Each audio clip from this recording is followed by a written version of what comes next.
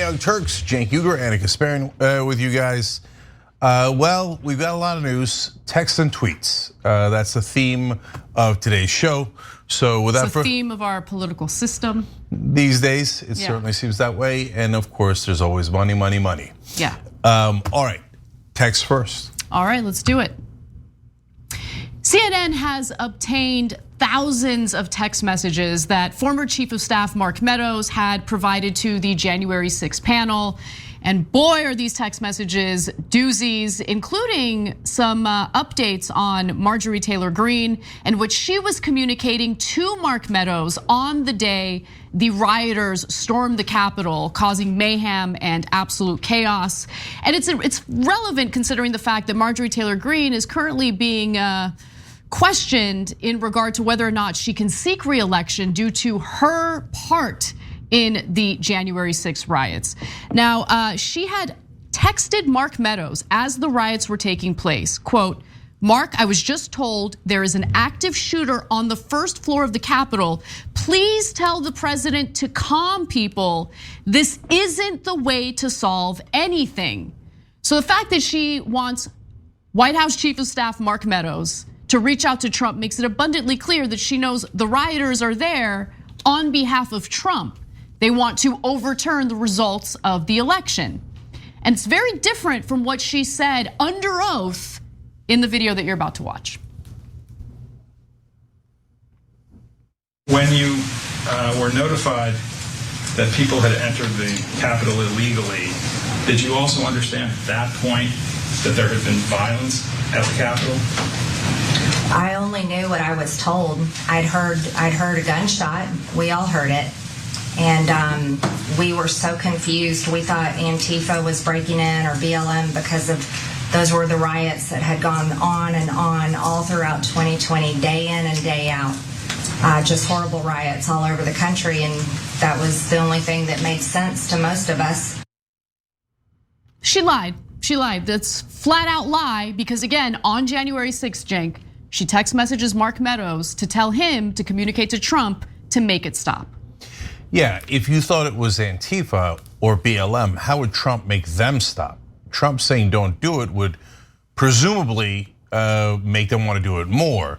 So it betrays the bias that she has, of course. She sees somebody breaking the law and she thinks it must be black people, it must be left wingers, even though she saw that it was a giant Trump crowd earlier in the day, right? She just can't believe her lying eyes that it would be her beloved white people and what right wingers that are causing the violence. But of course, another giant thing here is now all the right wingers are downplaying January 6th, no big deal.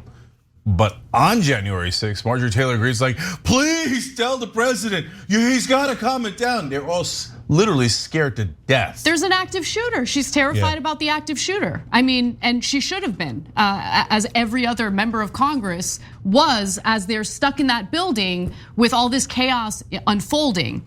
And by the way, that text message to Mark Meadows did not end up getting a response, so Mark Meadows didn't respond to her there.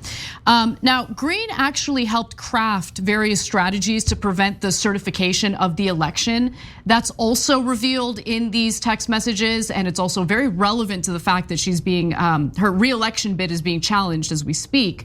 Now on December 31st, Greene reached out to Meadows for advice about how to prepare for objections to certifying the election on January 6th. "Good morning, Mark, I'm here in DC," she wrote. "We have to get organized for the 6th. I would like to meet with Rudy Giuliani again. We didn't get to speak with him long. Also, anyone who can help. We are getting a lot of members on board and we need to lay out the best case for each state." So she was very much involved in the planning, in various strategies to essentially go against the will of the people to ensure that Donald Trump, who was not elected as president, remained in power. Meadows does not respond to that text message either. By January 17th, so this is obviously 11 days after the riots took place, Greene was suggesting ways to keep Trump in office, telling Meadows there were several Republicans in Congress who still wanted the then president to declare martial law, which had been raised in a heated Oval Office meeting a month earlier. These are all incredibly relevant, okay? So one more text I wanna read from Marjorie Taylor Greene. She wrote, In her private chat with only members, several are saying the only way to save our republic is for Trump to call for martial law. I don't know on those things. I just wanted to tell him they stole this election, we all know. They will destroy our country next. Please tell him to declassify as much as possible so we can go after Biden and anyone else. Yeah. Okay, so lots of stuff there. A couple of things that actually are on Marjorie Taylor Greene's side, and then a couple of things disastrously against her. Why do I say that? You can see from the text that she did, which she clearly thought would never be revealed, otherwise she wouldn't have said the other things in the text, that she genuinely thinks that the election was stolen. So this is what we were talking about at the end of last week. The only issue Kevin McCarthy will have with Republicans is not because he was brazenly lying about what he said on January 6th, which got revealed at the end of last week. They don't care about lying at all.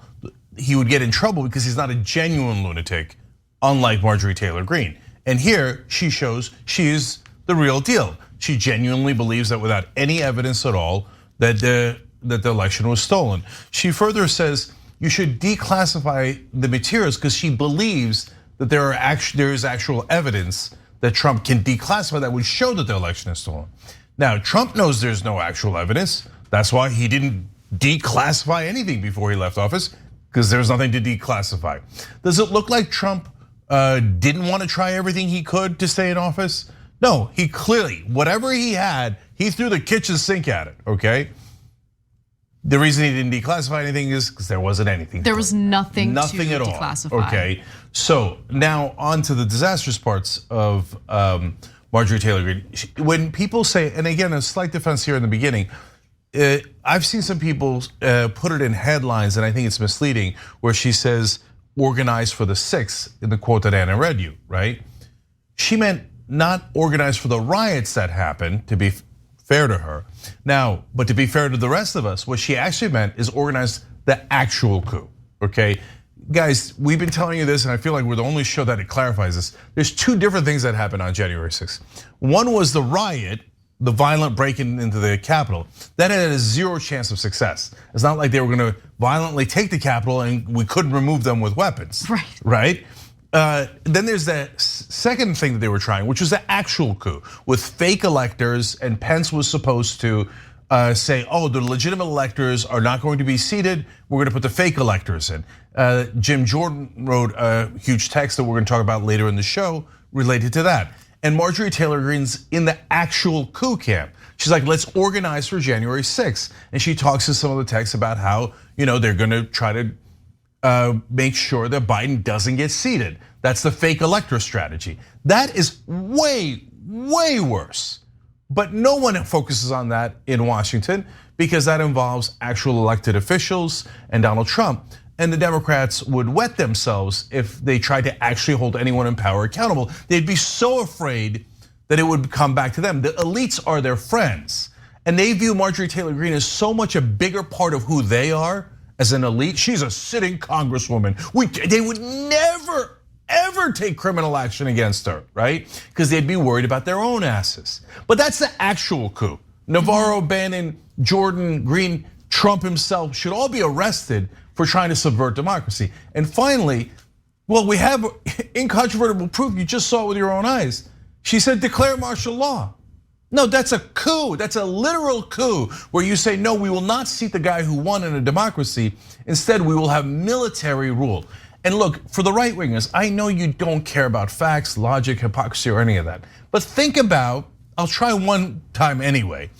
Think about when Gore had actually won the election in 2000. Later, when it was recounted, he'd won the Electoral College too, but it was too late. But at the time, he had an excellent case, obviously, that he had won the election. He won the popular vote by a large margin. Imagine if Bill Clinton, who was the sitting president at the time, said, no, we're not gonna sit George W. Bush. We're gonna do martial law, have military rule, and Al Gore will be president. Well, they don't have to worry about that kind of stuff. Obviously not retroactively with what happened in the past, but certainly not in the future with a flaccid Democratic Party that's scared of its own shadow. we're dealing with an asymmetrical situation here where you have one party that is willing to do anything and everything, including dismantling our whole democracy in order to maintain power in the most authoritarian way imaginable. Whereas the Democratic Party is sitting there, playing patty cakes, doing the panel, it's the panel investigation is ongoing, but what is the point of that panel investigation? People got mad at me because I called out the panel for refusing to refer criminal charges to the DOJ in regard to Donald Trump and his criminality in all of this. Like, we don't want to get. If we do that, it might seem too political. So we're just gonna hope. We're gonna hope that Attorney General Merrick Garland figures out on his own that he should prosecute Trump criminally for what he did. Is Merrick Garland gonna do that? 0%. 0% chance. We have weakness on top of weakness on top of weakness in the Democratic Party. And so when you say, to the right, those questions, Cenk, those thought experiments, don't work with them because they know that they don't have to worry about it. Yeah, they're not at all afraid that Democrats would use their power. That's why it's hilarious that whenever they're like, the Democrats' abuse of power. Where? Maybe against progressives within the Democratic Party. Yeah, that's where they're tough. That's where they use dirty tricks. They use corruption. They use all those things. That's when their real interests are at hand because they could lose power to progressives within their own party. But when it comes to fighting Republicans, they have the same donors. They're never gonna fight those donors. It'd be fighting their own boss. And they're in the same club and they don't wanna expose that club to any criminal liability. So they'll do absolutely nothing about it. But our job is to inform you guys. So this is the news today. Marjorie Taylor Greene is a traitor who planned a coup so that America would be ruled by military rule. It's in the text. So, but as Anna said and I've said, that's not gonna affect our voters at all. They kind of like that idea. If you told them martial law by a Democrat, they'd say, we knew it, they're gonna run our lives, big government, I can't believe it, it's so oppressive, tyranny. I'm gonna grab my weapons. You say martial law by Republicans, they're like, when? Let's do it, I can't wait. All we heard over and over again during the Obama administration was how authoritarian he was due to his executive orders. Yeah. So just think about that. Obama, authoritarian due to executive orders, unilateral action. But these are the same people who have absolutely no problem with essentially going against our democratic process, the will of the American people, just to ensure that their side and their favorite little daddy is able to maintain power in the most undemocratic way. It's sick. Okay, one last thing. Why did they need martial law? Well, because they were gonna put in fake electors who were not at all real electors. They had them sign fake documents. It's all on the record. In fact, Navarro and Bannon brag about it. Navarro wrote a whole book about it, okay? So, when they bring those to court, even the Trump appointed justices and judges, et cetera, were saying, no, this is absurd. This is not anywhere near legal, right? In terms of the other cases. And presumably when they brought the fake electors in, the court would have said that even more stridently to give the court system credit here, because they really held up. The conservative judges did, and so did the Trump judges during 2020. They all unanimously said Trump has no evidence. Everything about their charges were lies. So when they went to the courts, they would have definitely lost. That's why they needed military rule to say, we don't care what the courts say. You're now living under military rule and we'll do whatever we want. And Trump is president, and that always turns into president for life. Well, let's get to that part of the story because there were more than 2,000 text messages, a lot of different angles to tackle this story from. And I want to talk about what Trump's campaign was actually discussing behind the scenes while publicly they were pretending as if the election was stolen from Trump.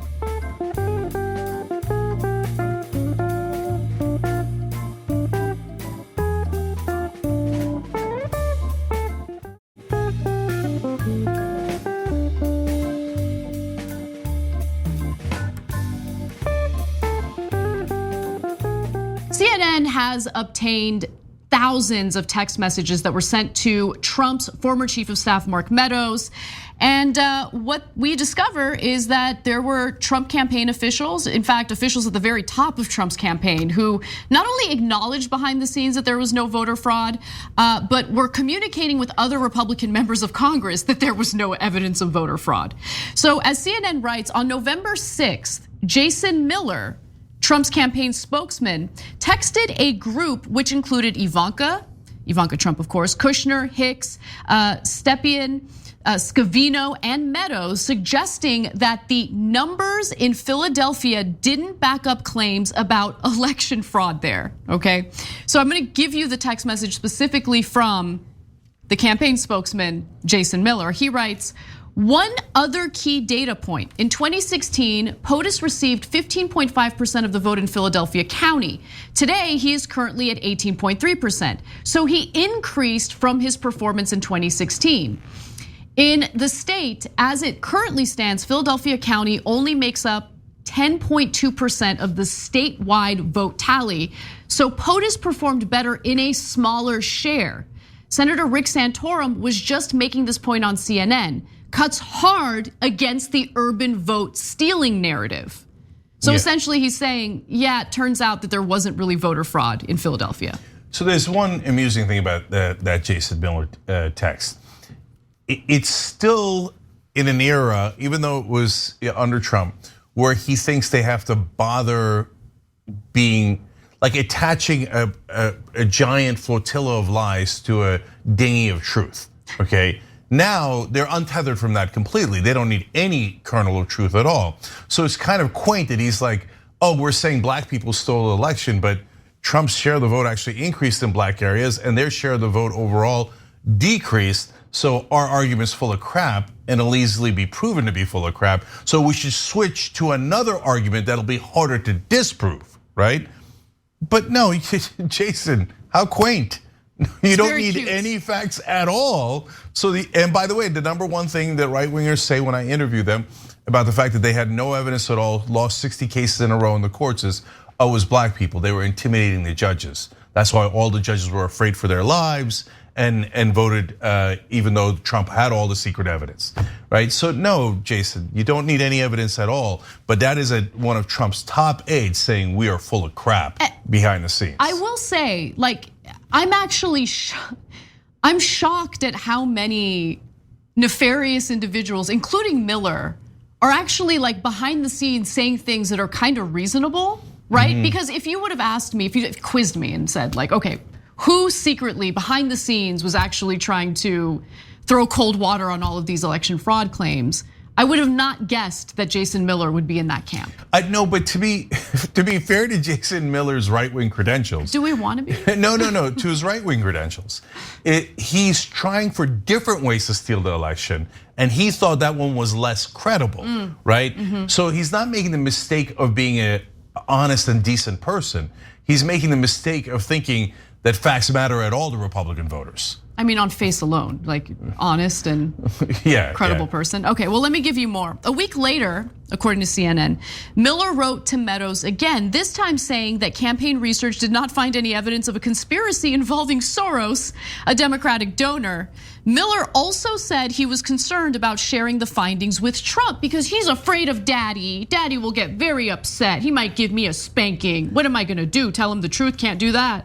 But Anna, that goes to the point you were just making, which is that almost everyone in the text, from the least unhinged to the most unhinged, all refer to, yeah, but be careful in sharing with Donald Trump, because they all, to the person, think the most unhinged in the administration is Donald Trump himself.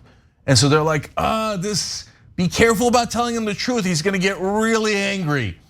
And a couple of them acknowledge, we got nothing, right? But don't tell Trump, he'll lose it, right? So they all know that they're working for a madman.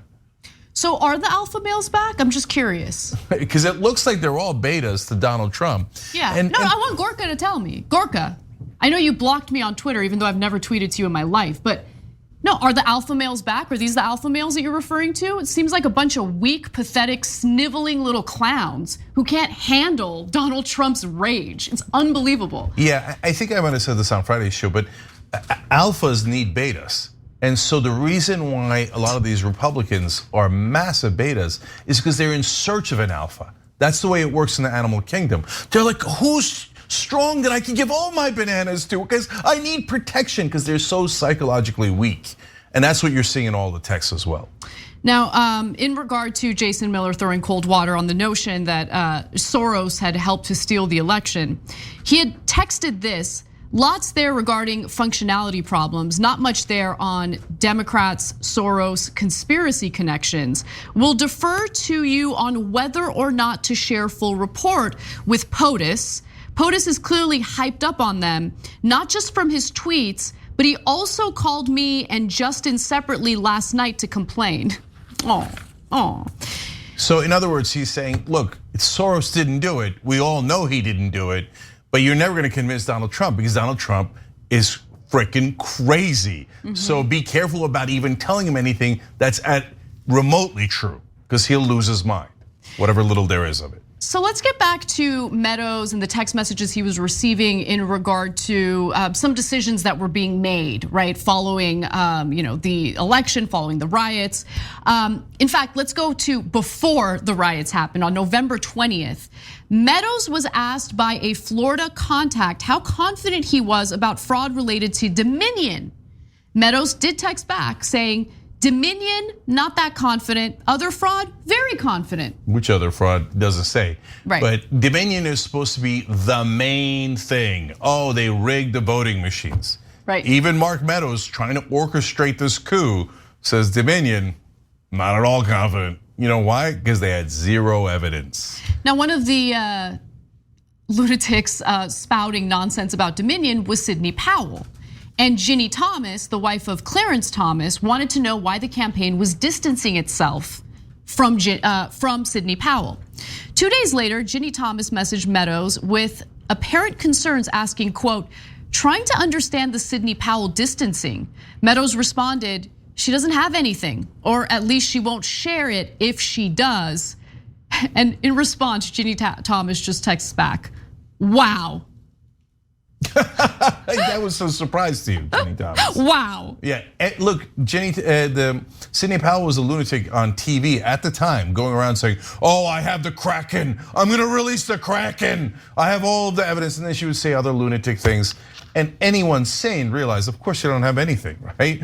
And meanwhile, the White House was in the beginning backing her, and then they backed away.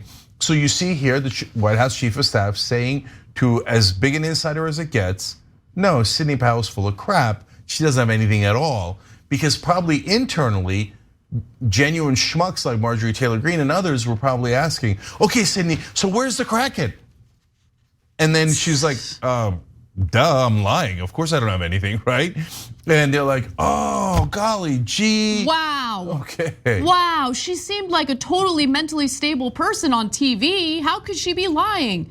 Now, I want to go to a few more things from this report, including one of the few text messages that Jared Kushner was implicated in. So in one of the few messages Meadows received from Kushner, Trump's son-in-law shared a fact check on December 4th, debunking one of the most prominent election fraud claims from Georgia. The article showed that despite inflammatory claims of poll workers stashing suitcases filled with ballots under a table, that did not, in fact, occur. So it seemed like, Kushner, to give him a little bit of credit, I guess, was just trying to steer this whole situation in the right direction. Like, here's some fact checks, stop, this is embarrassing. But obviously none of this persuaded Trump to stop with his election lies. And then finally, I do want to get to the orchestrated messaging that took place after the riots on January 6th. They quickly started crafting a narrative, and we saw that narrative play out in real time. At 3:45 p.m., Trump campaign spokesman Jason Miller suggested to Mark Meadows and Trump aide Dan Scavino that Trump should tweet, call me crazy, but ideas for 2 tweets from POTUS, okay, so these are the suggestions. Bad apples, likely Antifa, or other crazed leftists infiltrated today's peaceful protest over the fraudulent vote count. Violence is never acceptable. MAGA supporters embrace our police and the rule of law and should leave the Capitol now. And then 2, The fake news media who encouraged this summer's violent and radical riots, they're talking about BLM of course, are now trying to blame peaceful and innocent MAGA supporters for violent actions. This isn't who we are. Our people should head home and let the criminals suffer the consequences. So as we know, Cenk, the only criminals that suffered the consequences were Trump's pawns, who decided to storm the Capitol. Some of them are facing very serious prison sentences as a result of all of this. Trump, of course, marched back to the White House, sat his ass down on a couch and watched everything unfold on television. So earlier we had Jim Jordan text for other investigations, and Jordan also was backing the coup attempt filled with, hey, don't make sure Mike Pence does not certify the actual electors.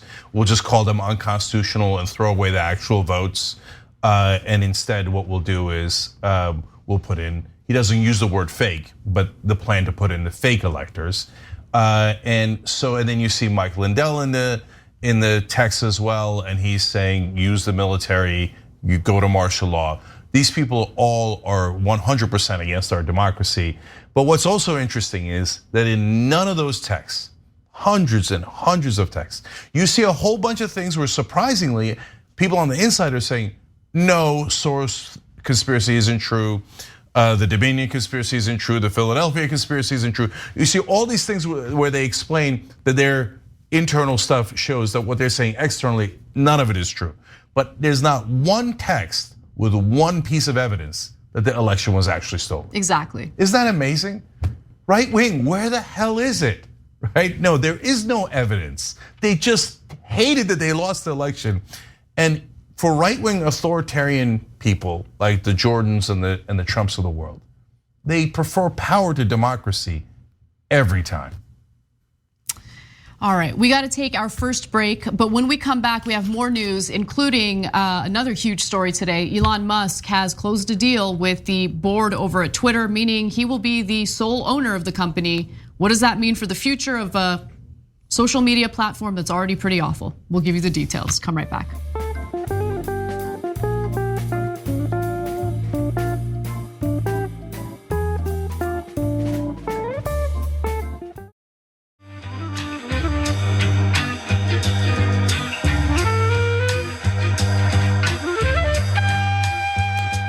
All right, back on TYT, Cenk and Anna with you guys.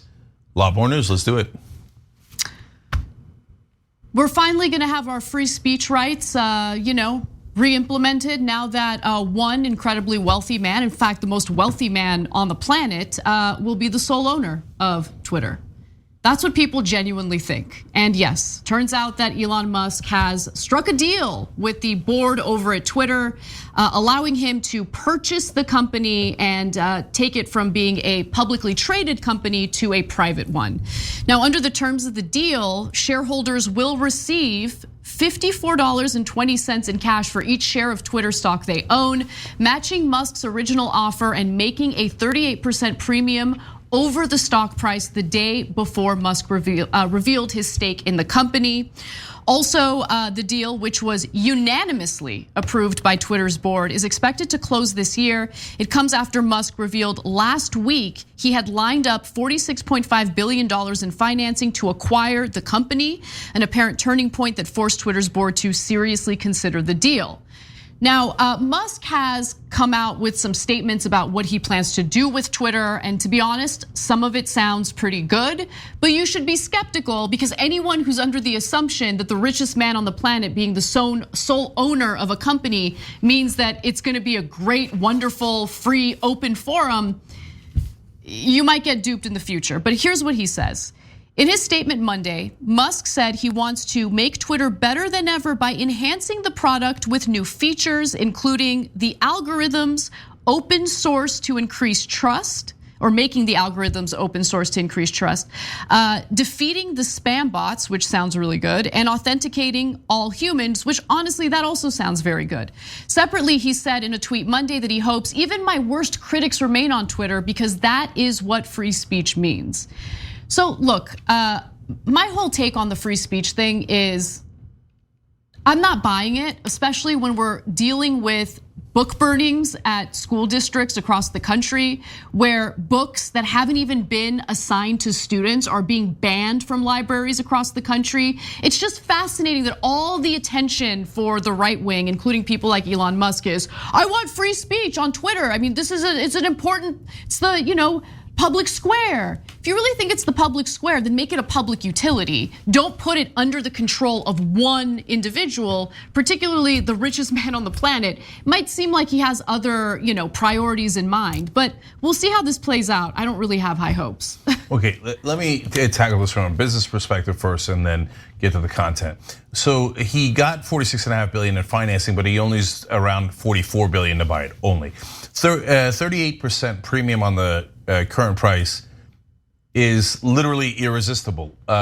Twitter was put in a situation where they almost legally had to sell, because if they didn't sell, then they would face tons and tons of lawsuits, because that's your fiduciary responsibility to maximize profit.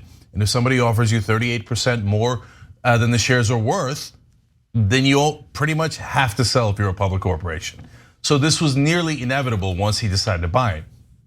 And I have to confess, I don't want to encourage them at all, but I was kind of surprised that the mega rich like Musk and Bezos, etc., haven't bought more media. So Bezos bought Washington Post. They haven't, you haven't seen a lot of stories come out about how they're doing pro Bezos or Amazon stories. But what you don't see is the omissions. Is there a lot of tough stories against Amazon on Washington Post? I haven't seen them, right? Is there skepticism when Bernie Sanders and Ro Khanna pushed for $15 minimum wage at Amazon? Yes, deep skepticism. But to be fair, the Washington Post was always conservative economically, right? So, but when in the case of Elon Musk, so he can buy almost anything. So he goes and buys this. Now he could do almost anything with it, especially because he's taking it private. There's real legitimate business reasons to take it private. If you're gonna clean out all the bots, for example, the number of users you have is going to plummet. If you were public, the stock market would punish you deeply for that, because they like the lying and the ruse. They like the inflated numbers. The inflated numbers, yeah. That's all it is. You got to hit the 15% every year. Every year you got to hit the 15%. Give me more inflated numbers. I don't care that they're fake. There are obviously a giant number of fake accounts on Twitter, the most of anywhere, right? So in order to clean it up, you almost have to take it private. But once you take it private, well, then almost no one can see what you're doing. He says there's going to be transparency. But when a corporation is private, there's usually, well, not usually, almost always, less transparency. So do you know that he won't rig the algorithms in favor of the right wing, or in favor of people that he supports, or in favor of crypto boys, right? And he does a lot of crypto stuff on not only the buying and selling, but he does a lot of what looks like manipulation. I'm not saying it is that manipulation. Yeah. He's manipulating cryptocurrency through his tweets. Through Happens his all the tweets, time. let alone what appear to be bots and spams on his side, bots and trolls on his side.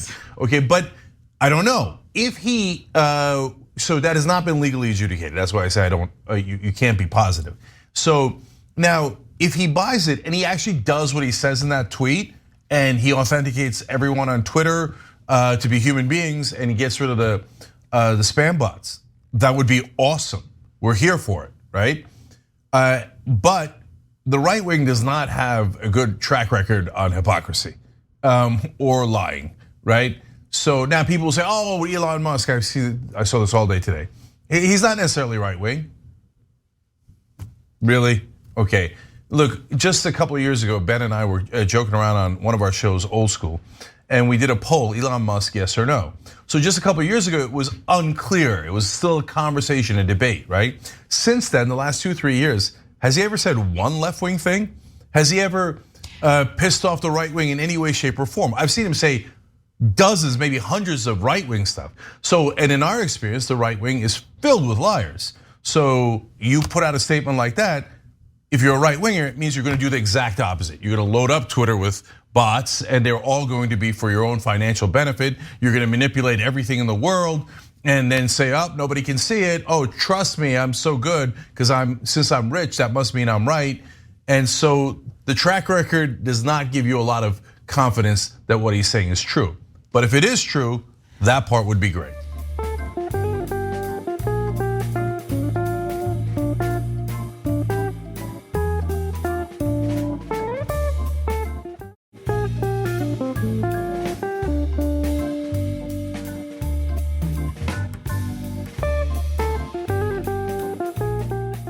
think, making vague statements about the importance of freedom of speech is empty and doesn't really persuade me that you're on the side of free speech when there are so many brazen Republicans across the country that are, as we're speaking, literally, like they are violating constitutional rights because we're talking about the government violating constitutional rights. I mean, Ron DeSantis retaliating against Disney for speaking out against the so-called Don't Say Gay bill in Florida. Isn't it Disney's right to speak against legislation they don't like? First of all, I thought corporations were people who have protected free speech, right? Yeah. And if that's what the standard is, based on the Supreme Court's ruling on that issue, does Ron DeSantis, as a member of the government and the state legislature in Florida, have the right to basically punish someone or punish a company over its free speech? So look, the right wing loves cancel culture. They love it. They love it. They do it all the time. Oh, you say something against Israel, we'll cancel all your contracts, etc. You do a protest of an oil pipeline, we'll pass a law saying people can run you over in the streets and murder you. They love cancel culture, right? But they're also massive hypocrites. Almost every social media platform started by the right wing in the last 5 years has said, oh, this is about freedom of speech. And the first thing they do is they ban anyone criticizing them. True Social, Trump's platform, same exact thing. They're like, you're not allowed to criticize Trump on here. What happened to free speech? Trump was president of the United States. He was the government official. Criticizing the government is the very, very, very essence of the First Amendment. They're like, oh, no. We meant you can't cancel our freedom of speech, but we're gonna cancel your freedom of speech left and right. And then they said, oh, you can't criticize this, you can't criticize that. Right. They've become cancel factories, all those right-wing social media platforms. And Elon Musk hasn't spoken out against any of that. None, he zero. seems to be totally fine with it. So this whole free speech narrative, I'm not buying it. And the only place where I've seen him be very specific is Twitter banned Donald Trump. Free speech violation. Well, look, you're taking a publicly traded company, you're now making it private under your leadership, under your ownership. And there's literally nothing standing in the way of you violating people's free speech on Twitter because there's no constitutional protection against it. If people are serious, okay, if they're not just saying it and they're genuinely serious that they see Twitter as the public square where free speech should be valued and protected, the only way to ensure that our constitutional rights of free speech are applied to Twitter is if it is if it's a public utility and it's treated as such, not a private corporation. But that's not what's gonna happen here. Again, it's gonna be under the control of one individual, the richest individual. And if anyone thinks that leads to more freedom, I have a bridge to sell you. I have many bridges to sell you. Please give me your money. Yeah, and last two things here. So, all the I'm a free speech absolutist. They love to say that, right? Okay, but wait, even if you take out the hypocrisy, which you shouldn't because they never mean it, right? But let's talk about what that means. So there's two things that are of concern. No real person on the left thinks you should ban speech because we don't like it, or it's. By the way, let me retract that. Some do, but we're definitely not in that camp, okay? And I think those people are totally extreme, right? No, there's only two standards. One is don't call for violence, and two, if you're a public figure, if it's a lie that could get other people in danger, et cetera, like what Trump did, encouraging the riot on January 6th, et cetera. Now, you can even have arguments around the edges on that for sure, okay? Now, is he's saying, no, I don't care about those two categories, but hold on, if you say that, what if somebody like Trump said, hey, you know what? The Jews are going to attack your children tomorrow and they're going to drink their blood. Now that's blood libel. It's not like people haven't said it before. They've said it for centuries. And it's not like QAnon doesn't say that powerful people in the country are going to attack your children and drink their blood. They literally say that, right? So is he not going to ban that? Is that going to be okay to do on Twitter now? The worst, most odious lies you've ever seen in your life? And then the second one is the one, I tell you about Rebellion PAC all the time. The person who runs it is Brianna Wu. She was actually one of the main victims of Gamergate. So she was actually quoted in a lot of the stories today. And she makes a terrific point. She's like, So are they going to allow rape threats again on Twitter? Oh, for sure. I mean, first of all, like they barely even tried to get rid of the rape threats to begin with. But do you think that any of that is going to be moderated under Elon Musk's leadership? Of course not. They don't care about that. They never have, they never will. But the thing that I want to just really point out here is that there are two different groups of people in this country. There are people who are actually harmed by that kind of speech, by those kinds of threats, because they don't have the resources to protect themselves. They can't afford private security. They can't, afford the protection necessary to protect, like the Posner family, who was targeted by Alex Jones and his lies about Sandy Hook. I mean, they had to move 7 different times. And like, they're lucky that they had the resources to move to escape the threats that they were dealing with. Elon Musk doesn't have to worry about his life being in danger. If you have QAnon conspiracy theorists throwing all sorts of defamation and libel in his direction, he's good, he's rich, he's got his protection.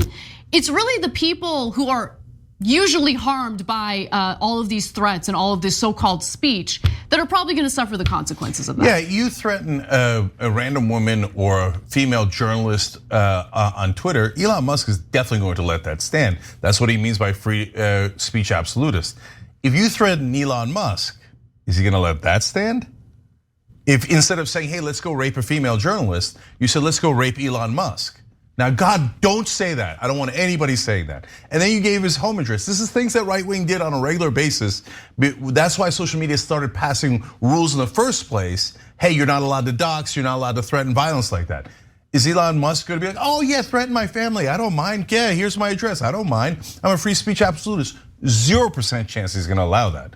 And then you're gonna have an uneven field where he says, you can do this to those guys, but you can't do it to us. But hey, I would be super happy if he proved all of that wrong and actually had balanced rules and showed us, got rid of anonymity, which allows people to put their hood on before they make comments, and cleaned up Twitter. I'm super happy to come back on. Look, I can prove it, Tesla, they do electric cars. I love that they do electric cars. So you give me a good product and I'll tell you, hey, he did it, right? But right now, I wouldn't believe a word he's saying. All right, we got to take a quick break. When we come back, Ben Shapiro and that inconvenient thing about the free market when that whole Disney Florida situation's unfolding. We'll give you his statement on that and more. Don't miss it. We'll be right back.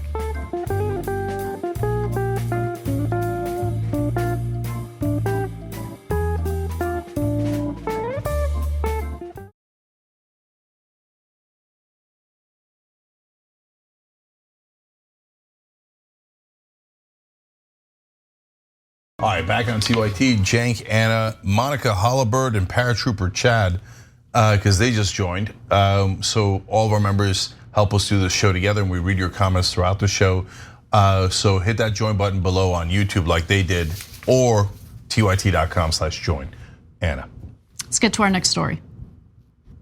I am the most free market person on the right. I'm an extraordinarily pro-free market person. I don't believe that generally the government should crack down on the operations of businesses. I think more freedom for businesses are good. I think that lower taxes for business are good for the economy of Florida, for the economy of the United States more broadly. However, Ben Shapiro is about to tell you when he's in favor of regulation, and it has to do with his feelings getting hurt over opinions he disagrees with. Corporations have to stand up for their own free market bona fides. And they have to not become tools of the people who wish to destroy freedom in this country on behalf of leftist groupthink.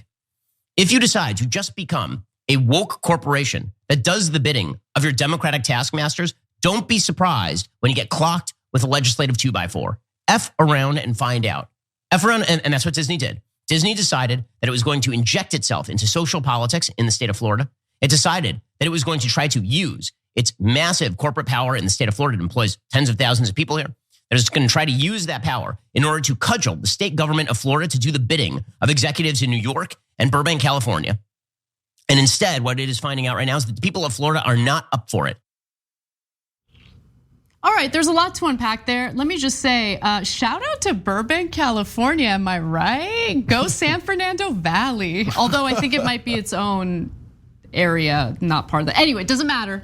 Like to hear a shout out for Burbank. But anyway, putting that aside, Ben Shapiro also has shown us the seriousness of that legislative 4x4, which Cody Johnson reminded us all of, under that video on Twitter. Just want to show you that legislative 4x4 from Home Depot of all places. We've got a graphic, but I guess we're not going to go to it. There it is. Anyway, so let's also talk about the actual issue at hand here, which is, man, it's interesting how much conservatives love the free market until these corporations might have a political opinion that goes against their conservative ideology and might even threaten to withhold campaign donations from politicians who push for legislation that they condemn. And that's exactly what happened here with Disney speaking out against the so-called Don't Say Gay bill in Florida. And the government in Florida decided to retaliate against Disney for doing so, which might have some free speech implications there, First Amendment implications. But it is interesting to see these people, Cenk, twist themselves into a pretzel in regard to regulation. If the corporations are abusing you, if you're working full time at Disney but aren't making enough money to afford housing and have to live in your car, which by the way, there are plenty of Disney employees who are dealing with that, Ben Shapiro thinks that's good. It's good. Free market is good in that regard. Companies abusing you, good. No regulation. Companies speaking out against terrible, bigoted laws, no, we got to regulate. We got to crack down. Yeah. So first, the amusing stuff. A 2x4 is what, for example, hacksaw Jim Duggan used to use back in the old WWF days, and he'd come out with it. It's a significant piece of wood that you hit people with, right? It's not a flat board like that. He doesn't know anything. Okay, he's like, oh, I went and bought a 2x4. No, that's not a 2x4 at all, brother, at all. Try harder. Okay, so now onto the substance. Like they used to call him intellectual. I don't know if New York Times is still doing that. God, New York Times loves the right wing. There isn't a right wing guy online that they haven't fluffed, right? Here he is admitting, oh, I have no principles at all. Like the whole thing was like, oh, I'm an intellectual because I have principles and I can talk about my principles all day long. Facts don't care about your feelings. Facts don't care about your feelings. Well, dude, you're either say that the government should regulate companies or they shouldn't. It's not a principled thing to say we shouldn't regulate them if they're hurting the workers, they're outsourcing jobs, etc. That's their beloved right as corporations. But if they hurt my feelings and they support gay people and I hate gay people, we should hit them with a 2x4. You can say a lot of things, but that you can't say that's principled. That's just you saying, all the things I told you before, I was totally full of crap. I didn't mean any of it. It's all about my feelings. So I want to get to the context of what's transpiring in Florida. Governor Ron DeSantis has signed the legislation that does away with Disney's self-governing rights. So although Florida Republicans say that the move against Disney was made to eliminate corporate perks, critics argue that the legislature only acted after the company announced it would no longer make political contributions. And that's what Ben loves. Right. When you could do political contributions, what is otherwise known as legalized bribes. He loves that because that rips you off and makes corruption 1,000 times worse. But God forbid Disney should say, hey, maybe we shouldn't despise gay people. He's got his principles. Hilarious. And remember, in a state like Florida, Disney gives pretty equally to Democrats and Republicans, the remaining Democrats in Florida at least. And the threat here is, well, anyone who pushed for or supported this legislation, we're gonna stop donating to, which by the way, they're responding to their own employees who demanded that. And Republicans aren't in favor of it. Obviously, that would give a financial advantage, at least, to the few Democratic lawmakers in the state legislature. But the point that I really want to drive home here isn't just that Ben Shapiro's a hypocrite on corporate regulations, right? Of course. I mean, that, in my opinion, at this point is a pretty boring argument to make. It's par for the course. But I do want people to be very aware of what the right wing is willing to regulate corporations for and what they're willing to allow corporations to get away with. As they notice this populist climate in the country, obviously they want to tap into that for political reasons. And what you hear them say over and over again is these corporations are too woke. They don't want to hold corporate power accountable for the abusive work environments that they've created. They don't want to hold corporate America accountable for having employees that literally work full time, yet don't make enough money to afford basic housing like a 1-bedroom apartment in the area that they're working in, okay? Ben Shapiro, along with all the other Republicans in the country, had no problem with Disney employees in Orange County, California, living out of their cars even though they were working full-time jobs. They don't care about the economic anxiety of Americans, which is what's fueling the populist climate in the country. They want to co-opt it, but they do so with a completely different talking point, which is these corporations are out of control. Yeah, they abuse their employees, but we kind of like that and we want to support that. That's the free market. But if they speak out against our ideology, if they're too woke for us, that's when we retaliate. That's when they should be held accountable. And I think that says a lot about where right-wing populism really stands. Yeah, now, one more thing about his hypocrisy. If Disney's responding to their own employees, they're making a business decision that, hey, our business is going to be more hurt if we lose valuable employees because of our position here. Ben Shapiro is saying, I don't care about your business decisions, even though you're a private corporation or a public corporation, but you're running in the private market, right? You should do what I say because I'm offended by your feelings. I don't care if it hurts your business. I want the government to regulate and force you to make business decisions that might be counter to your actual financial interests. That's the big government 2x4 that he's talking about. That is counter to every single thing he has ever said. Okay, now to Anna's point, so when a corporation, corporations in mass do trillions, literally trillions of dollars in tax loopholes, which then redistributes the tax burden onto all of us. The middle class, the poor, and by the way, the upper middle class. It redistributes to the doctors, accountants, lawyers, etc., right? He's totally fine with that.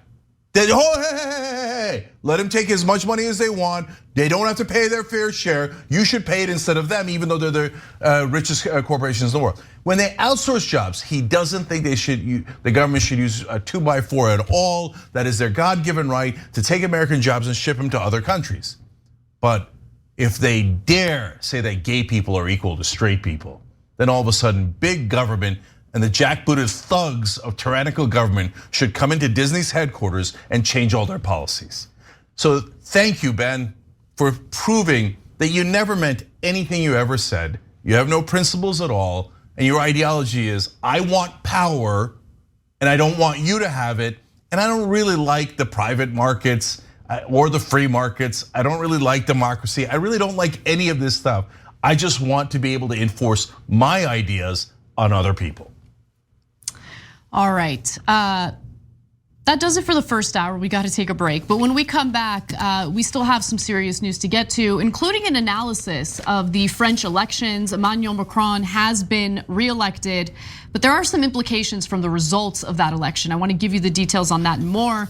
And then later, we are going to lighten things up a little bit to talk about how one family did secure a $5 million payout from a country club because they were terrorized by golf balls. I'm not even kidding, it's an amazing story. We've got that and more coming up.